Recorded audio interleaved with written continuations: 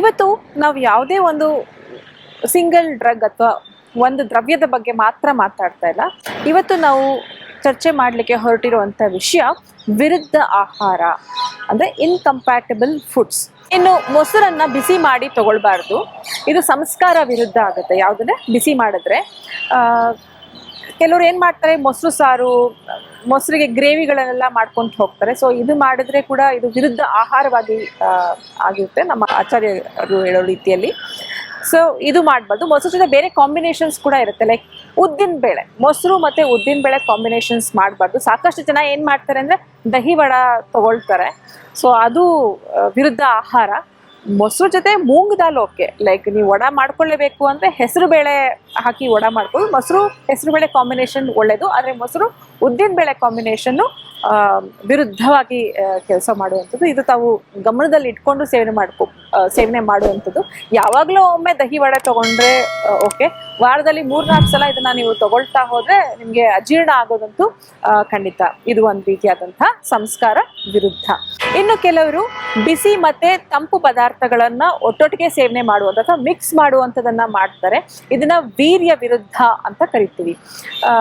ಏನಾಗುತ್ತೆ, tea ಕುಡಿದ್ಬಿಟ್ಟು ice cream ತಿನ್ನುವಂಥದ್ದು, ಇದು urea ವಿರುದ್ಧ. ನೀವು ಐಸ್ ಕ್ರೀಮ್ ತಿಂದು ನಂತರ ಬೇರೆ ಏನಾದರೂ ಬಿಸಿ ಪದಾರ್ಥಗಳನ್ನು ತೊಗೊಂಡ್ರೆ ಓಕೆ, ಬಟ್ ಬಿಸಿ ತೊಗೊಂಡು ತದನಂತರ ನೀವು ತಂಪನ್ನು ತೊಗೊಂಡ್ರೆ ಅದು ನಿಷಿದ್ಧ. ಬಿಸಿ ನೀರು ತಣ್ಣೀರನ್ನು ಕೆಲವರು ಮಿಕ್ಸ್ ಮಾಡಿಬಿಡ್ತಾರೆ, ಅದು ಕೂಡ ವಿರುದ್ಧ ಆಹಾರವಾಗಿ ಕೆಲಸ ಮಾಡುತ್ತೆ. ಇದು ವೀರ್ಯ ವಿರುದ್ಧ. ಇನ್ನು ಕಾಲ ವಿರುದ್ಧ. ಕಾಲ ವಿರುದ್ಧ ಅಂತಂದ್ರೇನು, ಈಗ ಸಮ್ಮರ್ ಇರುತ್ತೆ, ಸಮ್ಮರ್ ಕಾಲದಲ್ಲಿ ಪಿತ್ತ ಜಾಸ್ತಿ ಇರುತ್ತೆ, ಉಷ್ಣ ಜಾಸ್ತಿ ಇರುತ್ತೆ. ಅಂಥ ಟೈಮಲ್ಲಿ ಸ್ಪೈಸಿ ಫುಡ್ಸು, ಖಾರ ಫುಡ್ಸು ಅಂತ ಜಾಸ್ತಿ ತೊಗೊಳ್ಳುವಂಥದ್ದು, ಮತ್ತು ವಿಂಟರಲ್ಲಿ ಐಸ್ ಕ್ರೀಮ್ ತಿನ್ನುವಂಥದ್ದು, ಇದೆಲ್ಲವೂ ಕಾಲ ವಿರುದ್ಧ ಆಗುತ್ತೆ. ಇನ್ನು ಮುಂದೆ ನೋಡ್ತಾ ಹೋದರೆ ಅವಸ್ಥಾ ವಿರುದ್ಧ ಅಂತ ಕರಿತೀವಿ. ಅವಸ್ಥಾ ವಿರುದ್ಧ ಅಂತಂದರೆ ಕೆಲವರು ಕಫದೋಷ ಇರ್ತಾರೆ, ದಪ್ಪ ಇರ್ತಾರೆ, ಅಂಥವ್ರು ಏನು ಮಾಡ್ತಾರೆ, ಅಥವಾ ಸೆಡೆಂಟ್ರಿ ಲೈಫ್ ಸ್ಟೈಲ್ ಇರುತ್ತೆ, ಅಂಥವ್ರು ಹಸಿವೆನೇ ಆಗ್ತಾ ಇರೋದಿಲ್ಲ, ಅಂಥವರೆಲ್ಲ ಹೆಚ್ಚಾಗಿ ಆಹಾರ ಸೇವನೆ ಮಾಡುವಂಥದ್ದು. ಇದು ಅವರ ಅವಸ್ಥೆಗೆ ವಿರುದ್ಧವಾಗಿ ಮಾಡುವಂಥದ್ದು, ಅವಸ್ಥಾ ವಿರುದ್ಧ. ಇನ್ನು ಕೆಲವರು ಹೆಚ್ಚು ದೇಹವನ್ನು ದಣಿಸ್ತಾರೆ, ಶ್ರಮಪಟ್ಟು ಕೆಲಸ ಮಾಡ್ತಾರೆ. ಸೊ ಅಂಥವರು ವ್ಯಾಯಾಮಗಳು ಮಾಡ್ತಿರ್ತಾರೆ. ಇಂಥವ್ರು ಏನು ಮಾಡ್ತಾರೆ, ವಾತ ವೃದ್ಧಿಯಾಗುವಂತಹ ಆಹಾರಗಳನ್ನು ಸೇವನೆ ಮಾಡುವಂಥದ್ದು, ಅಂದರೆ ರೂಕ್ಷತೆಯನ್ನು ಹೆಚ್ಚು ಮಾಡುವಂತಹ ಆಹಾರಗಳನ್ನು ಸೇವನೆ ಮಾಡುವಂಥದ್ದು.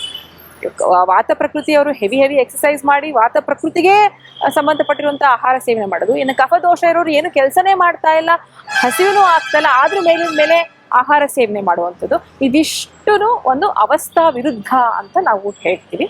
ಇನ್ನು ಮುಂದೆ ನೋಡ್ತಾ ಹೋದರೆ ಇನ್ನು ಅಗ್ನಿ ವಿರುದ್ಧ, ನಮ್ಮ ಅಗ್ನಿಗೆ ವಿರುದ್ಧವಾಗಿ ಆಹಾರವನ್ನು ಸೇವನೆ ಮಾಡುವಂಥದ್ದು. ಇದು ಹೇಗೆ, ಪಿತ್ತ ಪ್ರಕೃತಿಯಲ್ಲಿ ಹೆಚ್ಚಾಗಿ ಹಸಿವು ಜಾಸ್ತಿ ಇರುತ್ತೆ, ಅವರ ಮೆಟಬಾಲಿಸಮ್ ಚೆನ್ನಾಗಿರುತ್ತೆ, ಜೀರ್ಣಶಕ್ತಿ ಚೆನ್ನಾಗಿರುತ್ತೆ, ಅಂಥವರು ಉಪವಾಸ ಮಾಡುವಂಥದ್ದು ಅಥವಾ ಇಂಟರ್ಮಿಟೆಂಟ್ ಫಾಸ್ಟಿಂಗ್ ಮಾಡುವಂಥದ್ದು.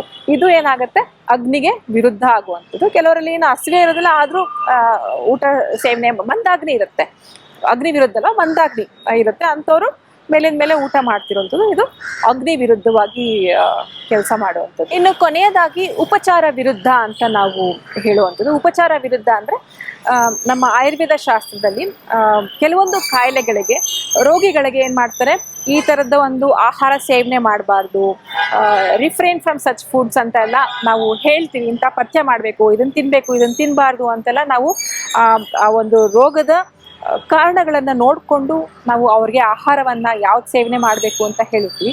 ಅದನ್ನು ಮೀರಿ ಅವರು ಸೇವನೆ ಮಾಡಿದ್ರೆ ಅದನ್ನು ಉಪಚಾರ ವಿರುದ್ಧ.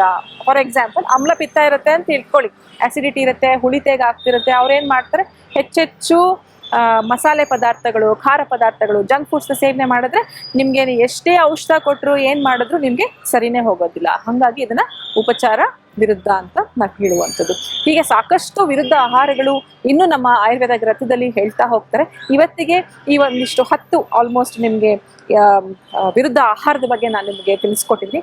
ಇವಿಷ್ಟನ್ನು ನೀವು ಅರಿತುಕೊಂಡು ದಿನನಿತ್ಯ ಈ ವಿರುದ್ಧ ಆಹಾರನ ಸೇವನೆ ಮಾಡದೆ ಯಾವ ರೀತಿಯಾಗಿ ಒಳ್ಳೆ ರೀತಿಯಾಗಿ ಕಂಪ್ಯಾಟಬಲ್ ಫುಡ್ಸ್ ಮಾಡಿ ಇನ್ಕಂಪ್ಯಾಟಬಲ್ ಫುಡ್ಸ್ ಸೇವನೆ ಮಾಡಬಾರ್ದು. ಯಾಕೆಂದರೆ ಇದು ಸಾಕಷ್ಟು ಕಾಯಿಲೆಗಳಿಗೆ ಕಾರಣವಾಗುತ್ತೆ ಅಂತ ನಾನು ಹೇಳ್ತೀನಿ ವೀಕ್ಷಕರೇ. ಇದಿಷ್ಟು ಇವತ್ತು ನೀವು ಅರ್ಥಕೊಂಡಿದ್ದೀರಾ ಅಂತ ನಾನು ಭಾವಿಸ್ತೀನಿ. ಹಾಗಿದ್ರೆ ಬನ್ನಿ ಮುಂದಿನ ಸಂಚಿಕೆಯಲ್ಲಿ ಮತ್ತೊಂದು ಹೊಸ ವಿಚಾರದ ಬಗ್ಗೆ ಚರ್ಚೆ ಮಾಡೋಣ. ನಮಸ್ಕಾರ.